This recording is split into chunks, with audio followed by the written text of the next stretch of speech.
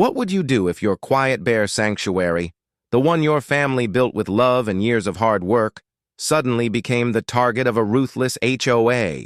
Imagine thinking your land was safe, only to watch your neighbors call you a danger, send fake officers to your gate, and twist every little moment into proof that you didn't belong. At first, I thought this was about rules and boundaries. But then the threats started, the lies spread, and even Maple, my grizzly, got dragged into the fight. That's when I realized this wasn't just about land. It was about power, control, and how far some people will go to crush you. And trust me, what happened next turned my sanctuary into ground zero for a battle no one saw coming. For me, the sanctuary was never just land. It was a promise. My uncle had spent decades building this place, fencing the enclosures, planting the trees, and teaching me what it meant to live with respect for animals. When he passed, I didn't inherit a piece of property. I inherited a mission. Maple, the grizzly who'd been here since she was a cub, was proof of that. She wasn't a pet. She wasn't a showpiece. She was family. And keeping her safe, keeping this sanctuary running, was how I honored my uncle's life. Most days, things were quiet. The kind of quiet where you can hear the wind moving through the trees and the crunch of gravel under boots. Out here, far enough from town, you'd think no one would care what went on behind the gates. But peace doesn't last long when people see land they think they can take. It started with a flyer, a cheerful little announcement about a community picnic. Bright colors, balloons, happy kids holding plates of food. Only problem? The map they attached had my property marked as the location. My property. The flyer didn't ask permission, didn't even mention me. Just assumed the sanctuary was up for grabs like it was some open field. At first, I thought it had to be a mistake. Maybe the HOA office sent it out with the wrong address. But then I met her, Karen Freeman. She showed up in person, wearing a smile that didn't reach her eyes. She had this kind of charm that could fool anyone not paying attention. The handshake, the bright tone, the way she laughed a half-second too late. But beneath all that polish, she was sharp, controlling, the kind of person who wasn't interested in asking, only telling. She looked me dead in the eye and called the sanctuary wasted space. Said my land could serve the community better than keeping one bear behind a fence. That was my first real clue. This wasn't a mistake. This was a move, so I did what my uncle always taught me. Make the lines clear. I posted signs, big ones. No trespassing. Private land. I even pulled the county map and pinned it to the front gate, showing in black and white that the sanctuary was mine and not part of any HOA jurisdiction. I wasn't looking for a fight. I just wanted boundaries respected. That's when Brent showed up. He called himself the HOA compliance officer, like he was some kind of sheriff. Clipboard in hand, polo shirt tucked in too tight, sunglasses he never took off. He pointed at my signs and told me they weren't approved. Said if I didn't take them down, he'd have them removed. The nerve of it. On my own property, I didn't yell, didn't argue. I just told him plain and simple, this isn't your HOA. You don't have authority here. But I could see it in his face. That mix of disbelief and anger when someone doesn't bow down to the clipboard. A week later, the community picnic went ahead anyway. Right there on my land. I came home to cars lined up along the fence line, folding chairs staked into my pasture, and kids running through the grass while parents set up coolers. It wasn't just disrespect. It was trespassing. But if I lost my temper, they'd spin it against me. So I filmed everything, every car, every setup, every word Karen barked as if she owned the place. And then it happened. The moment they'd been waiting for. Maple. She'd been restless that afternoon, pacing in her enclosure like she sometimes did when the noise outside got too loud. At one point, she managed to push past the secondary gate. Not into the open, not into danger, just into the buffer zone we'd built around her space. For exactly 67 seconds, Maple wasn't where she was supposed to be. I got her back in, calm and safe, without a single threat to anyone. But Karen had her narrative ready before the latch even clicked shut. She clutched her chest like she'd just seen her life flash before her eyes, screamed that I was reckless, that I was endangering families, that I'd staged the whole thing to intimidate the HOA, and just like that, phones came out. People filming, people panicking. My quiet sanctuary turned into a circus, and Karen was center stage, feeding the chaos. The very next day, deputies pulled up, followed by Fish and Wildlife. They said they had to investigate public safety concerns. Karen had already gotten to them, spinning the story so it sounded like Maple was roaming free and I'd lost control. Never mind the years of spotless records, never mind the safety protocols. Suddenly, I was painted as the reckless outsider, the dangerous one, the man too stubborn to play by the rules. I stood there, watching the deputies take notes while Karen hovered just close enough to smirk, and I realized something. This wasn't just about a picnic. This wasn't about Maple or signs or fences. Karen wasn't after my cooperation. She was after control.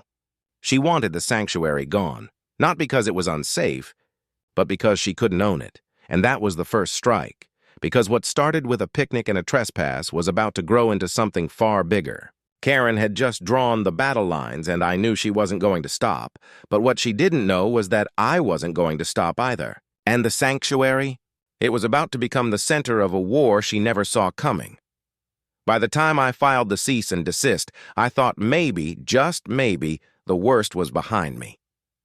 I had stacks of photos, timestamps, and even body cam-style footage from my own security cameras showing exactly what Karen and her crew were doing. Every letter, every violation, every visit from their so-called enforcers, I kept it all. My lawyer told me that documentation was my best weapon, and he was right. What I didn't expect was how quickly the story would take on a life of its own. Within a week, a local YouTuber who covered neighborhood disputes caught wind of it and asked if I'd be willing to share. I said yes, thinking maybe a couple thousand people might watch. But by the end of the week, it wasn't just local anymore. Bigger channels picked it up, online forums lit up, and suddenly my little bear sanctuary was trending. Everyone had an opinion, and the words HOA cartel started popping up everywhere.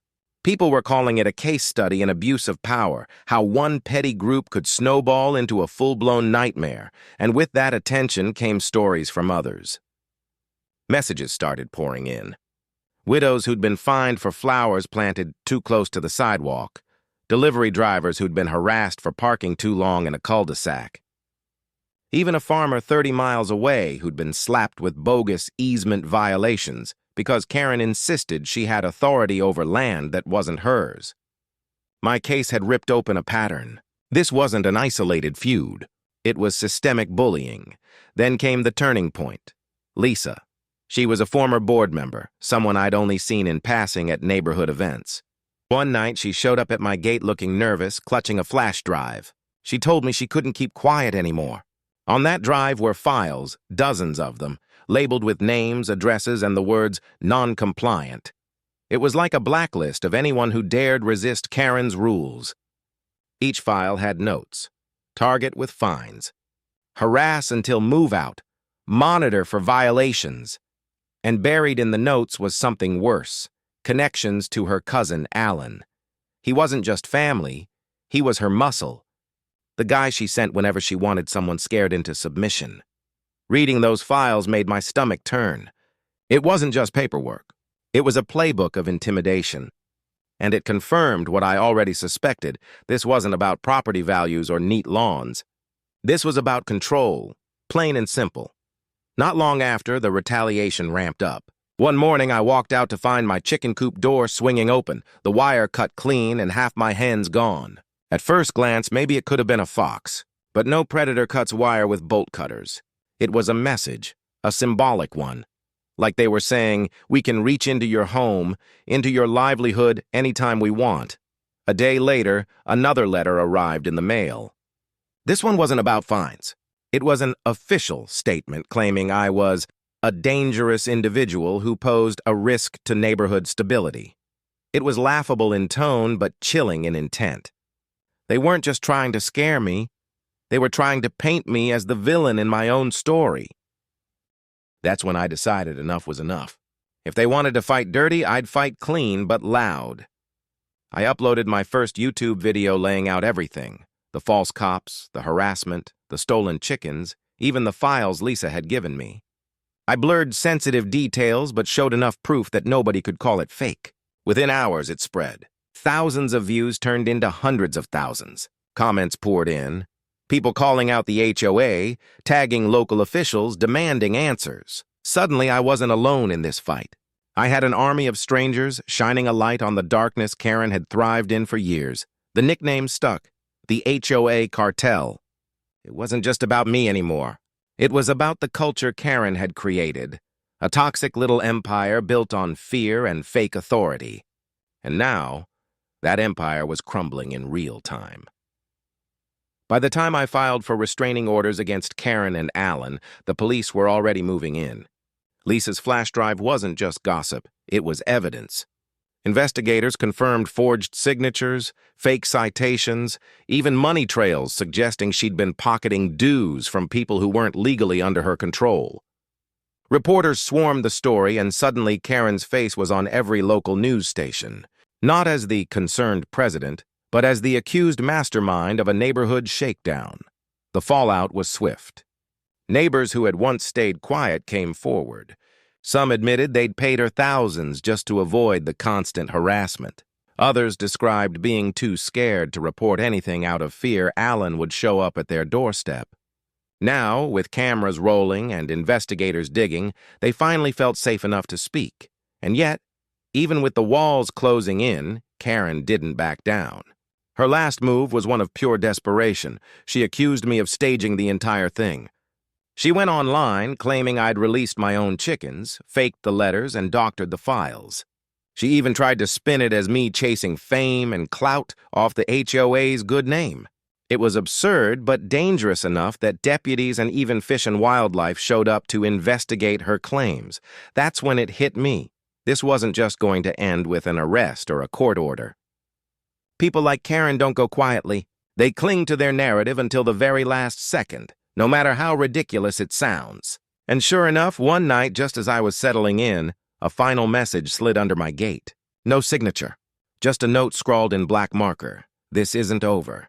For a second, I felt that old chill in my chest. But then I looked around at everything. The cameras, the stacks of evidence, the support flooding in from people across the country, and I knew the tide had already turned. Karen's empire was finished. Still, that note was a reminder. Some battles don't end clean.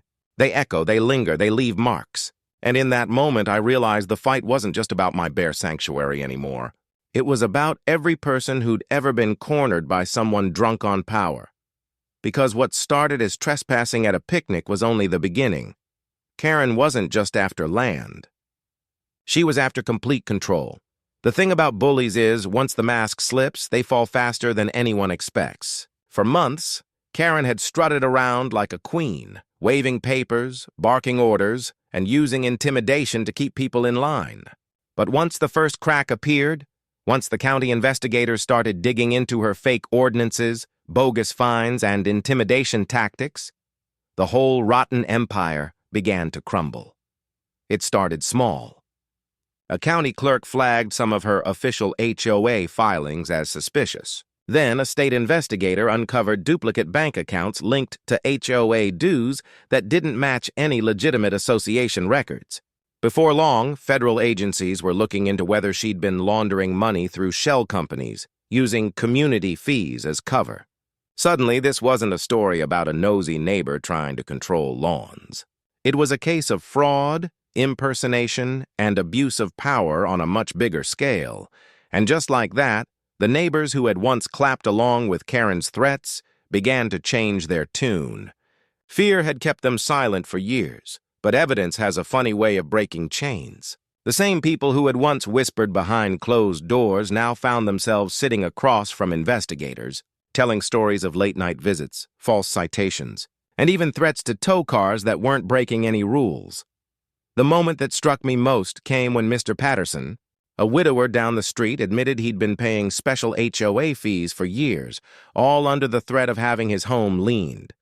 His eyes welled up as he told investigators how he'd been too afraid to push back, believing Karen when she said his deed could be corrected by the HOA if he just paid up. That's when it hit me. This wasn't just harassment. This was exploitation, pure and simple. Karen's downfall snowballed. The media caught wind of the story, and overnight she went from HOA president to local pariah. News outlets plastered her name across headlines. Fake HOA scam exposed, community president accused of fraud and harassment. Lawsuits piled up like storm debris. Families who had once treated her like royalty now avoided her in public. And Alan, her so-called enforcer, the one who had shown up on my property in a phony badge and tried to act like law, was finally arrested for intimidation and impersonation. Watching him led away in cuffs was a moment many of us had been waiting for. The neighborhood itself began to shift. Families who had stayed silent or even sided with Karen out of fear started showing up at my gate. Some apologized. Some just wanted to talk. Others brought small offerings, pies, firewood, even handwritten notes, as if to say, "We get it now." "We're sorry. I didn't need the gestures, but I won't lie. They mattered." After months of being painted as the outsider, the problem, the one who didn't belong, it was strange but healing to see people finally admit they'd been wrong. Through all of this, Maple became more than just my companion. She became a symbol. Videos of her, calm, steady, and resilient, started spreading online after I shared our story. People across the country connected with her, seeing her not as a wild beast, but as proof of what it meant to endure when the odds stacked against you. She had been dragged into Karen's lies, branded dangerous and unwanted. Yet here she was, living proof that truth and strength can't be silenced. But as satisfying as Karen's collapse was, the story didn't end cleanly. One evening, long after the investigators had packed up and the lawsuits were filed, I found an envelope slid under my gate. No name, no return address, just a single piece of paper inside. The message was short, typed in bold letters. "This isn't over. People like us don't go quietly." I stood there for a long while, letter in hand, the weight of it pressing heavier than I wanted to admit. Was it Karen? One of her remaining allies? Or just someone desperate to cling to the illusion of power? I didn't know, and maybe I never would. What I did know was this. The battle wasn't just about fences or dues, or who technically belonged to which HOA. It was about control, and how dangerous unchecked authority can become when it hides behind clipboards, rules, and fake titles. As I looked out across my land, maple grazing in the distance, I felt a strange mix of peace and resolve. Karen's empire had crumbled. The neighbors had spoken. The law was finally catching up. But that last letter reminded me that some fights don't end with a single victory. They linger, waiting for the next moment of weakness. And yet I wasn't afraid, because this time I knew I wasn't alone. The truth was out there, and it was stronger than any HOA scam or intimidation tactic could ever be. In the end, sometimes fighting for your land isn't really about the dirt beneath your feet or the lines drawn on a map. It's about standing tall when lies threaten to bury you. It's about showing that no matter how powerful someone thinks they are, they can't silence what's real. Karen learned that the hard way. And for me, the final punchline will always stand true. Sometimes the most dangerous tyrant isn't a cartel boss or a gang leader. Sometimes she's just holding a clipboard on a quiet suburban street.